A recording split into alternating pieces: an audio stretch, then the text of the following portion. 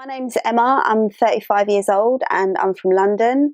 I identify as mixed race black, and yeah, I think for me, my identity is a huge part of who I am. It's something that I do want people to see and to acknowledge in terms of my kind of background and where I come from. I'm also a gay woman, and I think trying to navigate spaces as a gay woman of colour can be quite tricky at times. You don't always ask for things to be put upon you. You don't always ask for certain conversations, and you have to figure out ways of engaging or disengaging from those people. And I've experienced a lot of that over the last few years, especially in the job that I do, and some of the conversations that I have with people on a daily basis. I think for me, one particular incident that resonates with me and has kind of stayed with me throughout my life, in terms of being so aware of being mixed race, is when I was 15. My mum was with my stepdad at the time, who had an affair, and my mum and I sort of found out, and we were waiting for him to come home. And when he came home, my mum confronted him about what she knew, and yeah, he clearly wasn't pleased, didn't really care, and things built up from there, and they had an argument. And I remember being in my school uniform, so I was ready to go to school, and I sat on the couch, and I just hated hearing the way that he spoke to my mum. And at 15 years old, I was brave enough to just tell him to shut up.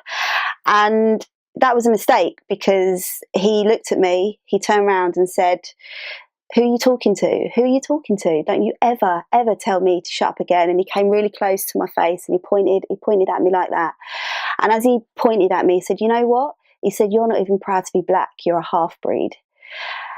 And in that one moment, I just instantly, I didn't know what to do. I didn't know what to think, but I didn't want to cry. I didn't want to get emotional. So I just stood my ground and, took it.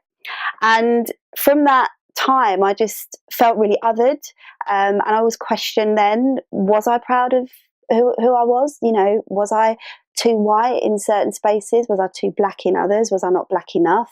And I had all of these questions, just in that one moment. So I think I've always thought about, who I am, and been very aware of who I am in certain spaces. In particular, in the police, I used to be a police officer, and racial inequality is always at the forefront when you're in a space like that, especially being of colour. I couldn't avoid it. So I'd had conversations with people from the community saying, "Well, you're a traitor, you've sold out."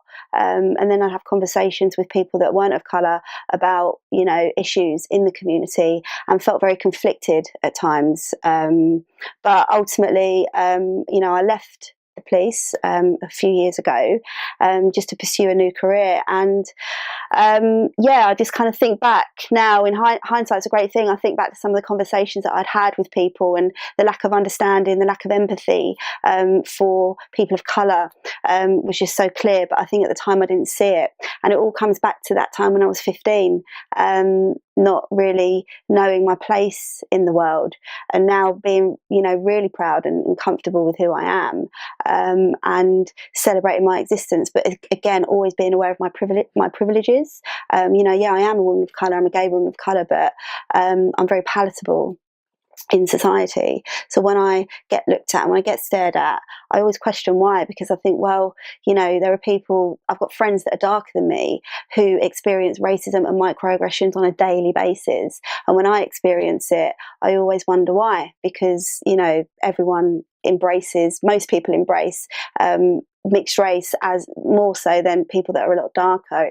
It's a very different experience. So I am aware of my privileges in certain spaces, and I think being mixed race is very complex, but it's also something to be very, very proud of.